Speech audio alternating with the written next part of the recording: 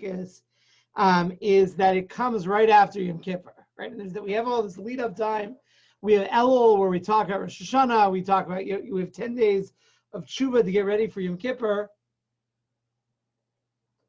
And then comes Sukkot, right? Yom Kippur is over, you go home, and it's 4 days until Sukkot, which some say are among the busiest days of the year, right? Depending when you get your sukkah, lulav and esrog, all the cooking, so on and so forth, to be able to make that transition from Yom Kippur to Sukkot. So I always try, or I always at least have the, I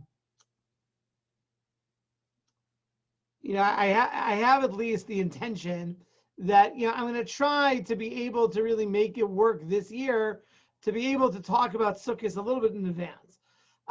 So when I was making the schedule, I decided to, in the course of our discussion of Minhagim, to at least have a chance to give Sukkot its fair share. What I'd like to talk about today is I think, very popular, but not very well understood custom called Ushpizin, right? So the term Ushpizin means guests in Aramaic.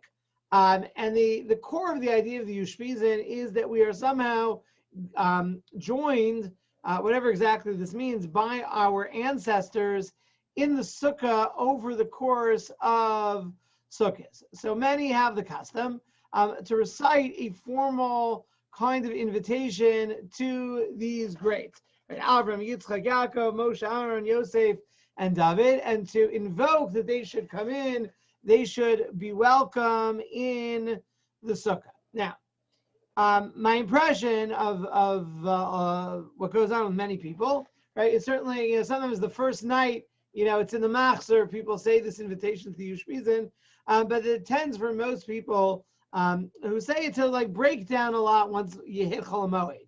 Right? It's one thing when you're having a formal Yontif meal, but I would be curious to do a study of how many people make it through the week of Ushpizin, right? And many people start. I think it's relatively uncommon for people to be able to follow through.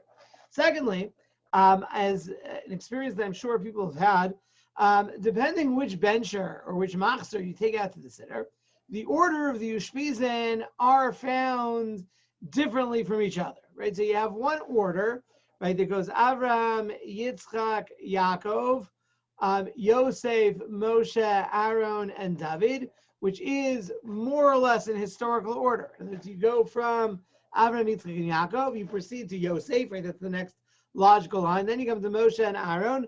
Now, Aaron is truly older than Moshe, and I'm not familiar with a tradition that is strictly in age order.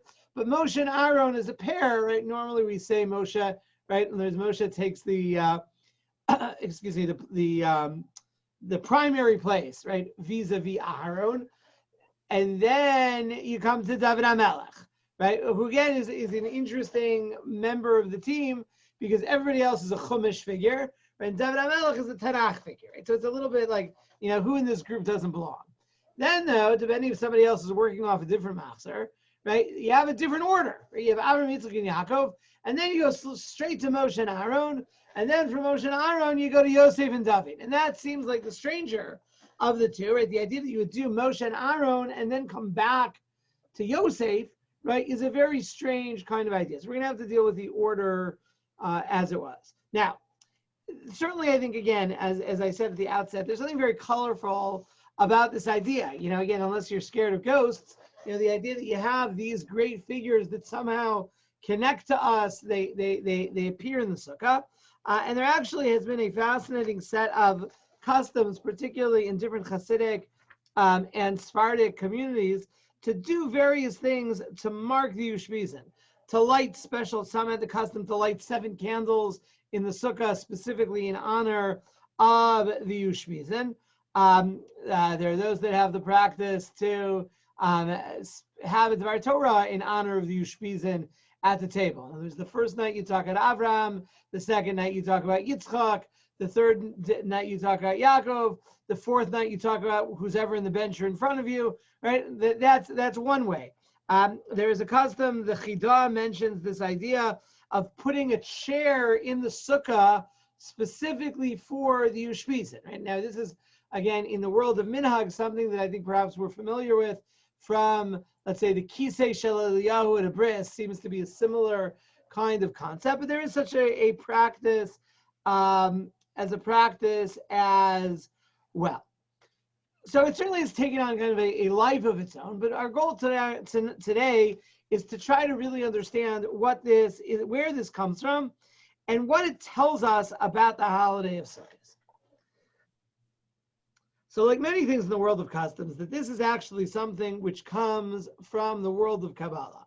Right? So Kabbalah, again, most of us are not Kabbalists, right? But Kabbalah has a tremendously important role to play in the world of the development of Jewish ritual and custom and so forth. So sometimes, again, it takes different forms. Sometimes a Kabbalistic understanding of a given practice, right, is going to change the contours of the practice. So to take an example, right, there is there's a Kabbalistic understanding, particularly in Lubavitch Hasidus, right, that matzah, right, is supposed to be, is represents a kli, right, a vessel for receiving divine blessing, right, without developing exactly what that idea means, right? So here you have an example, right? Everybody, whether you're steeped in Kabbalah, not steeped in Kabbalah, everybody has matzah on their Seder table.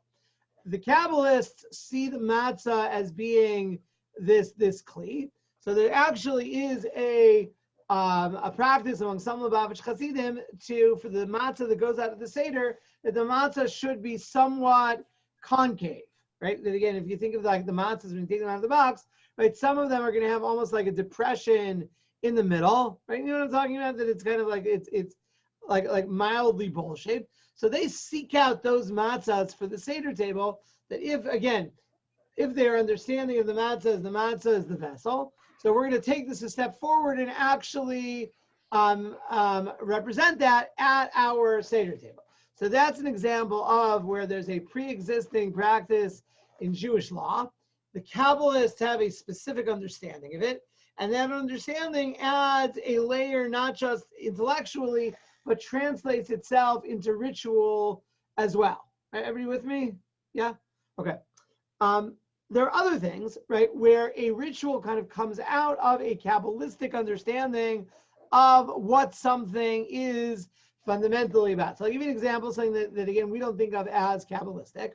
Right? There's a very strong idea in Kabbalah, right, of the idea that the notion of Shabbos, right, that Shabbos has a significance of marriage, right? That Shabbos is connected to the idea of the marriage of, depending on how you want to develop this idea, God and the Jewish people, God and the Shekhinah, whatever exactly that means, right? And the whole idea when we talk about of l'chadodi, right, of going out to greet the bride, right, that's we did this idea of the Shabbos Hamalka, Likras Kala, right, all of that is that l'chadodi was written by Rav Shlomo Alevi Alkabetz, who was a Kabbalist, who had this whole understanding of what Shabbos was about, right? And that, by the way, is the reason why we say Eishes Chayil Friday night. And if there's any nice divrei Torah you've heard, right, about thanking the grandmother for making chicken soup or whatever exactly, right? It's cute, right? But that's not where it comes from. Eishes Chayil was instituted, and we can document this, comes from the circle of Kabbalists in Tzfat, that reflecting their fundamental understanding of Shabbos, right, they instituted this practice, right? So in other words, it comes in a number of steps, and that often these practices then become retained by Klal Yisrael, whether or not we understand what the origin is really about. So the Zohar, which is the central text of Kabbalah, says as follows. He says, at the time where a person is sitting in this dwelling, Tzila Demei Menusa, that what the Kabbalistic term for the sukkah, the shade of faith, right, which again is a very interesting term. And again, I'm not going to develop this, but it's interesting that in Kabbalah, matzah is called Michla Demei Menusa, the food of faith, and sukkah is called Tzila Demei Menusa, the shade of faith. And again, we're going to talk about parallels between Pesach and Sukkot as we go forward, but fine. So he says when a person is sitting in the sukkah, incredible things are happening. Shchinta barsa gadfa alei milaela. That God's presence, the wings of God's presence hover over a person sitting in the sukkah. V'Avraham v'chamisha tzadikaya acharina neshavyan medurei animei. And the first line says Avram and 5 other righteous people, right, make their dwelling with that person. Right. So again, when we sit down in the sukkah, right, yeah, it feels like you're going, you're sitting in a pergola. So the Zohar says it's not correct. Excuse me, that while we're sitting in the sukkah, we are accompanied by whatever exactly this means, these righteous people. And Rabbi Abba then says, Avraham v'chamisha tzadikaya v'David malka.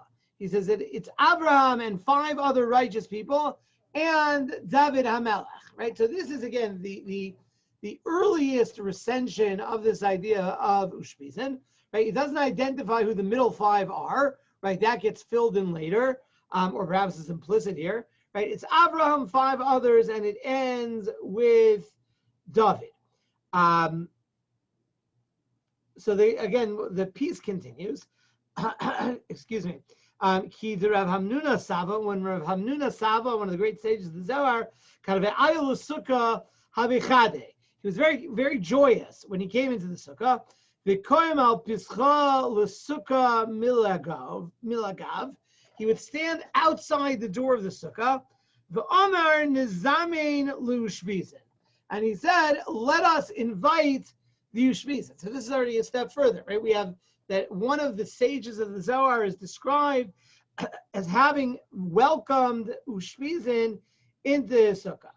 And he would say, Tivu Ushpizin Eloin, Tivu Ushpizin Demei Menusa, Tivu. He would say, sit, O exalted guests, right? Ushpizin means guests in Aramaic. Tivu Ushpizei Mei Menusa. Sit down, O guests of faithfulness. And he raised up in his hands and he would say, Zakor Chulkona, Zakor Chulkoin Yisrael. How happy is the portion of Israel that they merit this special apparition within their sukkah. Now, what's interesting about this is that it seems, at least my understanding of the passage that we find in the Zohar, right, is the Zohar talks about the idea that these 7 great figures appear in the sukkah. In this version, we don't have any explicit reference to the idea that there is a new primary guest every night of Sukkot. In other words, the idea is that all we would know from the Zohar is that these 7 figures appear in the sukkah, right? And as far as we know, for hundreds of years, while people who were familiar with Kabbalah were aware of the existence of this passage, we don't have, from the best that I can tell, excuse me, any proof that this was actually acted on, right? So to give you another example of this phenomenon, Zohar is the first source that talks about the idea of people staying up the night of Shavuos studying Torah. So the Zohar says, Rav Shimon Bar Yochai, excuse me, 2,000 years ago, Rav Shimon Bar Yochai and his circle of students and companions would study the night of Shavuos. But that practice lay dormant for hundreds of years, right? It only is in the time of the Rav Yosef Karo, the author of the Shulchan Aruch, together with Rav Shlomo Levi Alkabetz, the author of the Chadodi, right? They conducted the first Shavuos night learning in more recent recorded history, right? And that while they were inspired by the account in the Zohar, they were the ones who actually translated it from theory into practice. By the way, the same way that the practice of Kabbalah Shabbos, which also emerges in Tzfat in the 16th century, right, bases itself on the Gemara in Shabbos, talks about the practice, the individual practice of Talmudic sages to go out and say, Bo'ichala, Bo'ichala, welcome, O bride, right? But that was, again, the individual practice of one specific historical figure, right? It's in Tzfat that it becomes transformed, right, and flows from there to turning into a definitive part of Shabbos for the Jewish world. So again, those of you who are supposed to be with me in Tzfat, we were supposed to be, I think, 7 weeks from now, we're supposed to be spending a Shabbos in Tzfat together as part of the trip. So again, the next trip, God willing, we're hoping a year from October that we're gonna get going. We'll really drill much deeper into this material, right? But just to give you this idea, right, what happens with Ushpizin is, and probably the most important figure for the diffusion of Ushpizin is the Shalah, Rabbi Yeshaya Halevi Horowitz, who lives in early 17th century Poland. But it's a very important, very influential book that's known as the Shalah, the Shnei Luchos HaBris, which has a tremendous impact, particularly but not exclusively among Ashkenazim, right? And that's where this idea of Ushpizin really comes from as a practice. And specifically the idea, which again is not really an illogical idea, that each day is associated with a different one of the Ushpizin, right? That Avram is day 1, Yitzchak is day 2, etc., etc. And that kind of leads to the Ushpizin celebrating on posters to this very day. Now, what's interesting, and I'm not going to really develop this much more right now, is that if one looks in a machzor, the truth is that the same concept gets applied, right? Because again, if you have 7 tzaddikim and 7 days of Sukkot, right, the logic that they are somehow connected is not far-fetched, right? You can see where it comes from. And that as an overlay to, let's say, the practice of Hoshanos, right, on Hoshana Rabbah. On Hoshana Rabbah, we have, by ancient practice, we do 7 circuits of the shul with the lulav and esrog. That each of those circuits comes to correspond to the Ushpizin as well. Now, we talked about the different orders, right? So what's to paint with a broad brush, the quote-unquote Ashkenazi practice is to follow the more or less historical order, right? Which, as we said at the outset, I think is the more intuitive minhag. The practice of Sfardim and Hasidim and others who are influenced by Kabbalah uses this unusual order where it's Moshe, Aaron, and then Yosef. And I think that in many ways that is actually a much more authentic recension of the minhag. And I'll tell you why. Right? The idea of the Ushpizin, right, of the 7 Ushpizin and those specific list of righteous people, in Kabbalah connects to a core Kabbalistic concept called Spheros. So the idea of Spheros, and here I am oversimplifying something I don't totally understand, or don't really understand at all, but that very much in terms of the way that Kabbalah looks at the world and looks at Torah, right, sees the idea that there are different, again, let's call them divine traits, right? Kindness, strength, glory, kingship, right? Different ways that God interacts with the creation, right? And that these are seen as almost the way that creation comes into existence is through these different perceived faculties of God, right? And that therefore that there is a significance, and that there is a whole symbolic system of spheros that can then be used as a tool for analyzing different things in Torah.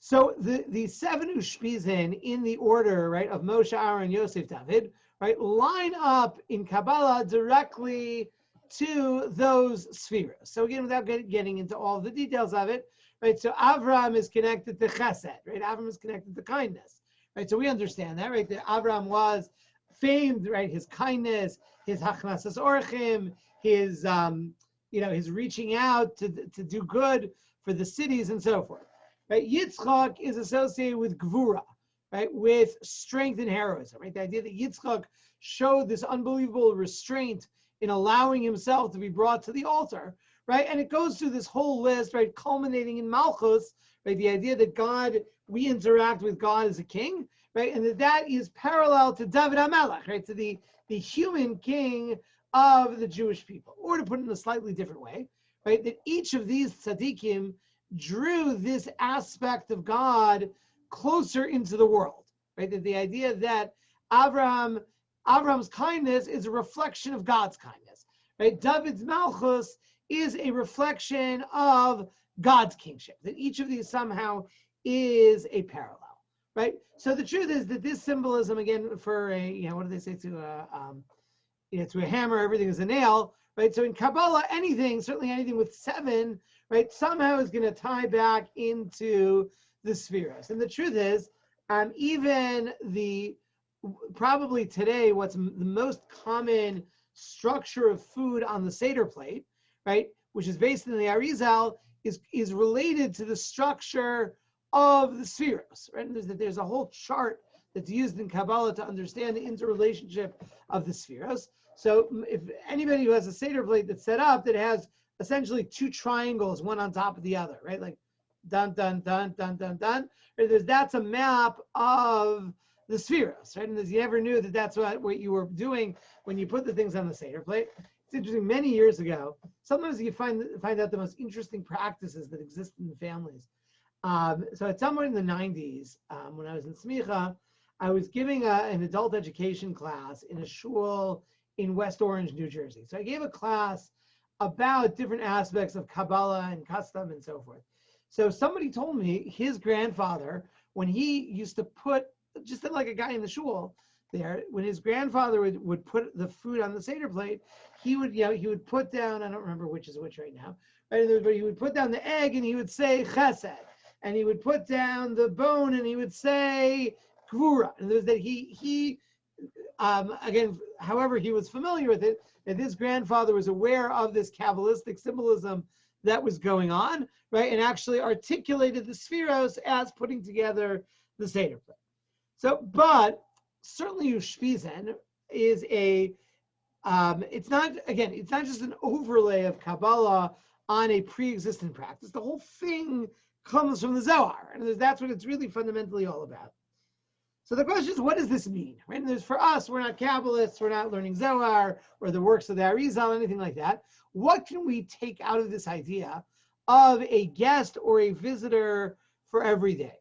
So what I'd like to do is do a little bit of an exercise together, trying to understand the difference between Pesach and Sukkot. Now, the truth is, Pesach and Sukkot are in many ways a study in parallelism, right? They are the 2 great Yom Tovim of the calendar, right? They come literally 6 months apart from each other, right? One is the 15th of Nisan, one is the 15th of Tishrei. They're both fundamentally 7-day holidays, right? And the idea that they're almost like there's like an axis of the year that goes from Pesach all the way to Sukkot. And that there are actually in halacha there are some significant. They both have a Chol Hamoed period in the middle of them, which again is unique to these 2 holidays. And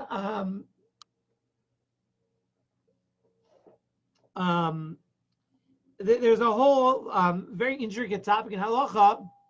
The Gemara makes an equation between the mitzvah of eating matzah on the night of Pesach with a unique mitzvah of eating bread in the sukkah the first night of Sukkot.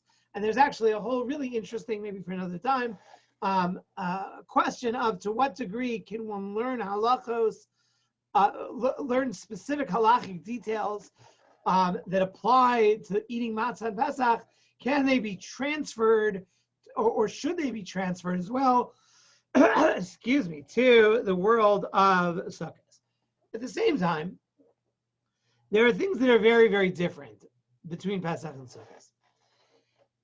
And to me, the way that I always express this is that Pesach is a very top-heavy yontif, right? As you think about it, right?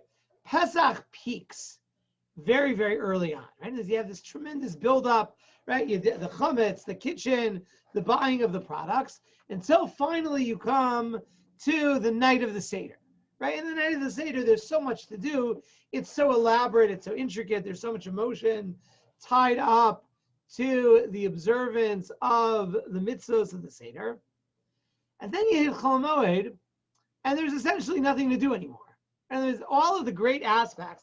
And I'll tell you the truth is, it's as a somebody who has to give sermons and shiurim over Pesach, it's actually a little bit challenging, right? Because once you're on day 2 of Pesach, right?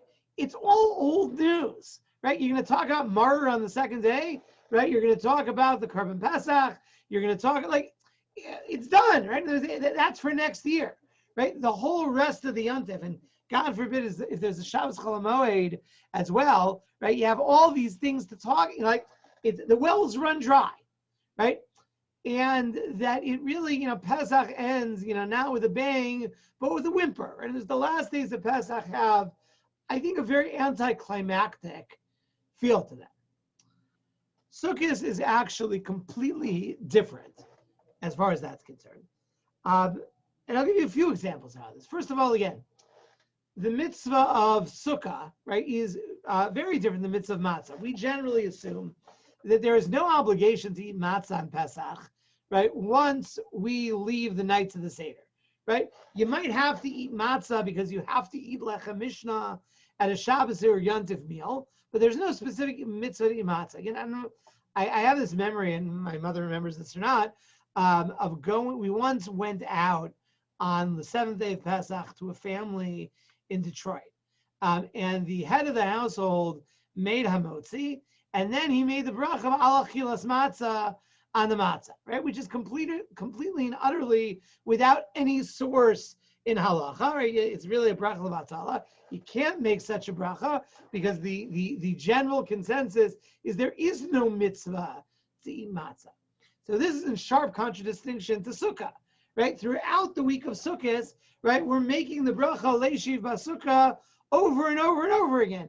Any meal that we eat in the sukkah over Sukkot, you make the bracha, right? We have number 2, lulav and esrog, right? So lulav and esrog. Now again, the pieces of the lulav and esrog get a little, worn by the time you get to the end of Yontif, right? But that within that, right, we use the lulav and esrog every day. Now, strictly speaking, the lulav and esrog every day of Sukkot was done originally in the Beis HaMikdash, right?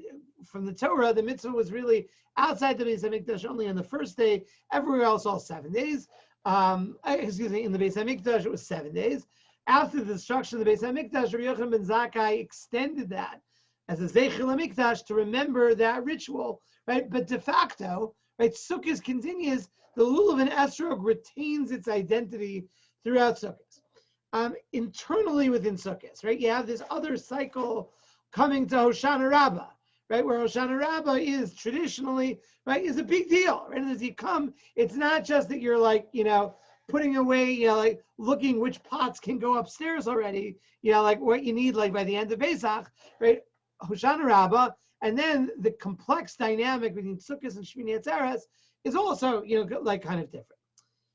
Finally, or not finally, just to give one other example, in the Beis HaMikdash and by custom extended in communities since then, every night of Sukkot was observed with the celebration of Simchas Beis HaShoeva, right, of great celebrations, singing, dancing, music in the Beis HaMikdash. And again, you have to have a certain communal density to bring this off, right? But if you go, and again, I'm really hoping it's not going to happen this year. That's a topic for another time. But in a normal year, right, you go to certain neighborhoods in Eretz Yisrael, in Brooklyn. I'm sure those I've experienced firsthand. I'm sure you go to Muncie, Lakewood, other places like that. Every night of Sukkot, right, it's a party. Right? And as you go, every base medrash, they're singing and dancing till 10, 11, 12 o'clock at night. The sense that you're not on a a downward slide, right, is very, very different. So to give a very concrete halachic example of this is the question of halal, right? So on Pesach, it's very interesting. This is yet another example. The beginning of Pesach has a lot of halal associated with it, right? You say halal on the first days of Pesach in Shul. You say halal at the Seder. Some have the custom to say halal in Shul at night on Pesach, which is again unique. Never ever in the year other than the night of Pesach do you say halal in Shul at night. Some had the custom to say halal while they were baking matzah on Erev Pesach. Right? There's all this it's like a lot of halal. But once you leave the beginning of Pesach, right? Once you hit Chol HaMoed, technically speaking, there is no halachic obligation to say halal. Instead, we have the practice almost like a nod to Hallel of saying what we call Chatzi Hallel. We're saying a Hallel where we say an abridged version of Hallel. There are actually questions: should you say a bracha? Should you not say a bracha? Is it a different bracha or not? As opposed to Sukkot, every day it is a new bracha. Now, what's interesting, and I think that there's actual textual support in Tanakh for this. There's almost like the idea that all of Pesach are the afterburners of the beginning. You had this tremendous experience, the beginning of Pesach, and you're kind of almost like digesting it as the rest of the week continues, right? It's thinking about it, dealing with it, but it doesn't have its own unique identity. So it's interesting that Rav Shlomo Zalman Auerbach had a very interesting position. He said that if a child becomes bar mitzvah during Chol HaMoed Pesach, right, that really he should say a Hallel, a full Hallel on the day he becomes bar mitzvah. Why? He says because the reason we don't say Hallel Chol HaMoed Pesach is because we already said the Hallel for Pesach. The Hallel for Pesach is on the first day, right? So we were already Yotzei then. But if you weren't Yotzei, if you haven't fulfilled the Hallel for Pesach, right, and it's still kind of, of waiting, right? He held that the boy should say Hallel on that day, right, because he hasn't said his Hallel for Pesach yet at all, right? So Sukkot, and again, I think that this is consistent with all the other ideas that we developed beforehand. Sukkot, each day has its own identity and its own, and what's interesting, and the way that this is actually phrase in the Gemara in Erechim is that Ein Pesach, Chaluk b'Korban Osav, that Pesach does not have a distinction in terms of the corporate sacrifices, the Korban Musav that's offered on it. Every day of Pesach is a repeat of the exact same Korban Musav offered on the day before, right? And anybody who's been in shul on Chol HaMoed Pesach, right? It's interesting, the laning of Chol HaMoed Pesach, every day when we say the same maftir, right, or the same revi'i, right, the same reading about the sacrifices. It's literally the same thing every day, and it was like a big joke this year, right? That part of that reading is the word ka'ela, like this, right? Ka'ela ta'asel hayom shivas yamim, right? So the joke is in shuls for whatever reason when the person reading says ka'ela, right, they read it ka'ela. So everybody kind of like chimes in and says ka'ela together with the chazan.